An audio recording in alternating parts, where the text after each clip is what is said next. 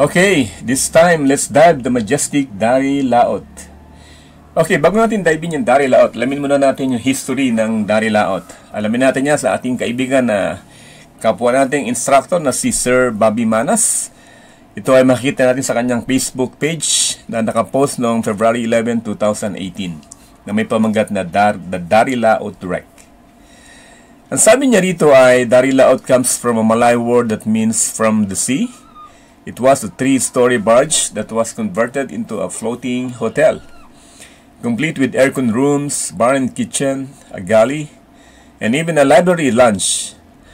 A wide covered deck by the stern served as a space for all kinds of equipment and machines, such as various diving gears, and several speedboats with outboard motors that could be winch up. It was built and initially operated by a group of Americans around Phuket in Thailand during the 70s. Matagal na pala ito, 1970s pa. Included in their operation was the use of a seaplane to fly in and out of their mooring locations. Busted eventually by the Thai police for drug dealing and smuggling. The costly operation had been put to a stop, and assets sold off. Dari Laut was then bought by a Filipino-Singaporean group partnership. It was hauled all the way to the Philippines and was moored finally along the southwest side of Caban Island, a small channel island across the Mabini Peninsula and Verde Passage of Batangas. Ayun, kaya pala napunta dito sa Batangas. Keeping its namesake, it continued to service and house divers, local and foreign, usually from Manila.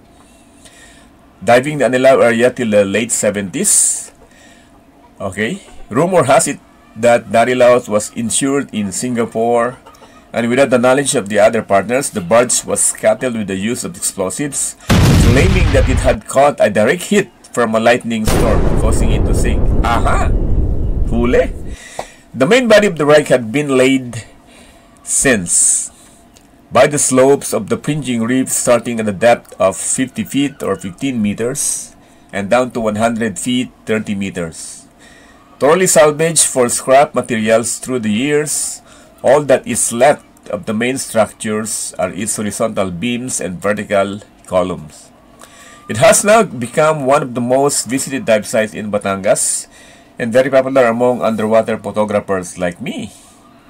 Numerous variety of sponges, filter-feeding tube worms, crinoids, hydroids, hard and soft corals, bivalves, nudibranchs, and a whole array of marine life growing side by side each other in the kaleidoscope of mesmerizing colors. A family of about dozen spades of batfish had taken residence, while huge red snappers frequently hunt for small prey.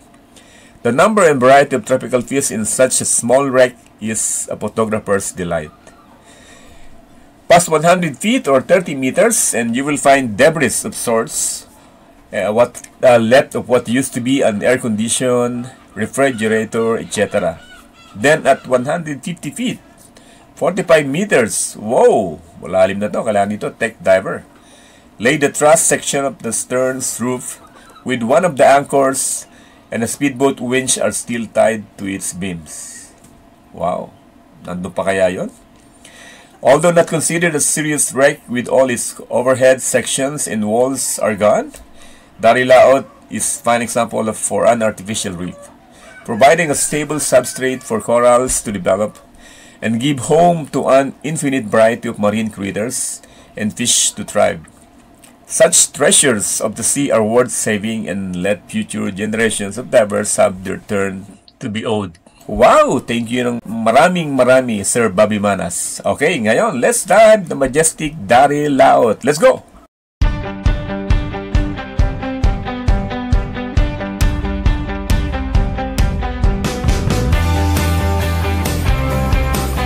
Ayun, eto na tayo, nasa Dari Laut. Ito yung mga vertical beams. Coated na siya ng mga coral, no? Hindi mo na makita yung bakal. Wow, ang ganda, linaw. Yun, may kasama tayong ibang diver. Take note ito ay para sa mga advanced diver, no? Hindi ito pwede sa mga novice o sa mga intro dive, no? So, mag-certify muna kayo ng advance bago kayo mag-dive dito sa Daryl Laot. Yan yung mga kasama natin, si Ramil at si Mitch. Sila pa rin yung kasama natin sa Cubis Rock. Pre-dive suite ang ginawa namin.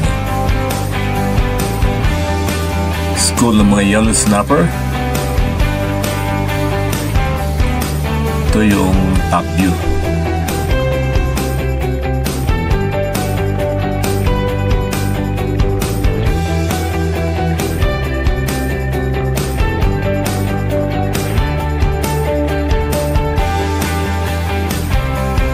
Grabe. Daming isda. Wow. Amazing. Grabe. Sobrang dami ng isda. Ito yung mga yellow school ng yellow snapper, no?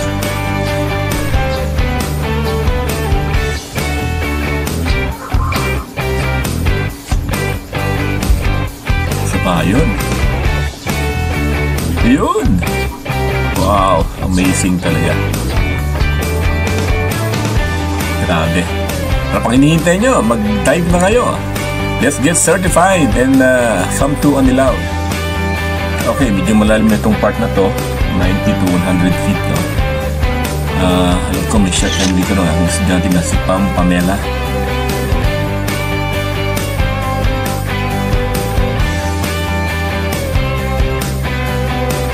Sa ilalim niya may mga squirrel fish niyan na makikita kayo. Yan, balikan natin yung pinaka main wreck. Normally sa bandang baba sa kanan nandiyan yung mga batfish pero wala sila ngayon baka nasa malalim sila. So dito ko rin nakita yung isa sa mga ripo na frogfish. Normally dyan may pagka-season ng frogfish, maraming huli ng frogfish dyan. May mga leaf fish, marami siyang mga flatworm.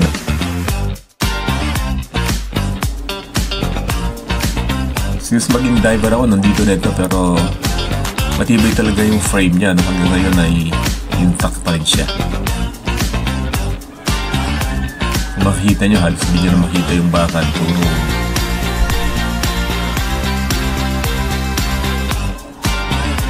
yan, dito magandang magpa-picture. Doon sa kaliwa na yan, meron dati dyan school ng catfish.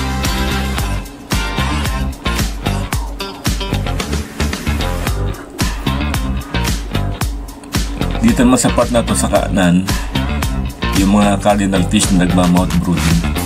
At minsan may malaking grouper doon sa kanan na yun ng bahagi nitong wreck.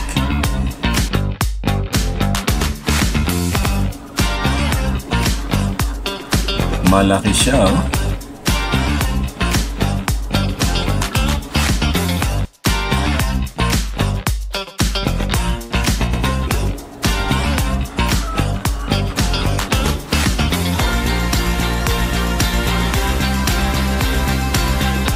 Dito rin namin nakita yung flooring, yung twin spot goby, crab eye goby. Meron siyang wall, no? Ito yata yung parang dinding ng mga rooms. Ano siya semento siya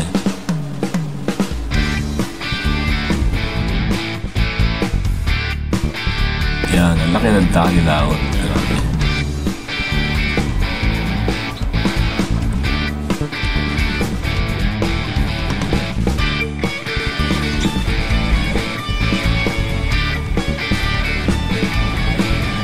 Yan, punta natin ibabaw. Natin ano yung meron dito.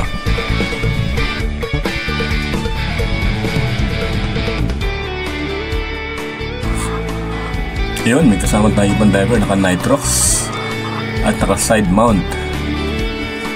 Yun ang advisable dito kung gusto mong matagal lang bottom time mo, magkano ka ng nitrox. Parang kilala ko tong guide na to.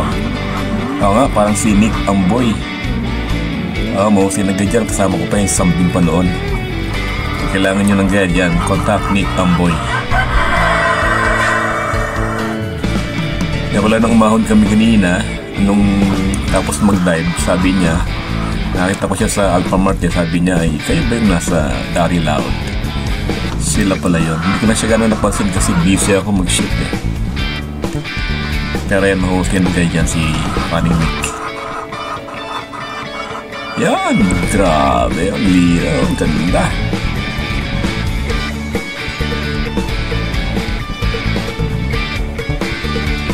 Okay, punta na naman natin yung isa sa mga highlight nito, yung electric scallop. Oy, ano yan? May lubid. Cut, direct. Hindi ko napansin yun na. Okay. Yan, dito natin siya makikita. Parang lubid siya, no? Yun yung mga ginagamit sa angkla ng mga barge, no? At yan, sa ilalim niyan ay makikita natin yung electric flame scallop. Para siyang may kuryente sa natin. Ano ba liit nito? Palakihin nga natin dito ng konti. In 3, 2, 1. Yan. Okay na siya. Ganda. Okay. Pagbabaw na tayo. It's time to prepare for safety stop. Hanapin natin yung ating mga kasama. Nasaan na sila? Iniwanan na tayo. Nalabang sa rin sila din. Yun, bago na nga sila. Pero safety stop muna ako ng 3 minutes dito sa 5 meters. Bago na sila nila si Mitch. Yan. So tapusin ko muna yung aking safety stop bago umahon. Para safe tayo. So, isa yun sa mga safety precaution ng diver bago umangat. Ayan. Walang masama na may safety stop ka before pag umahon, ano? Kahit na-evident yun, okay lang.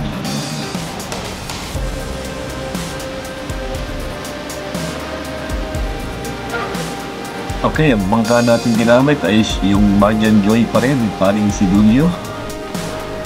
Ayan, ang camera natin ay Nikon D7000 na yun, time to go up na may wide lens na nabili ko kay Jovic Santos, Splash Underwater Imaging.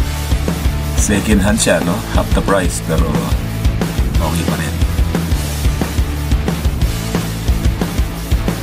Okay, it's time for me to go up. Let's go up. Ang next visit natin ay next spot ay Sombrero Island. Okay, thank you. That's it for now.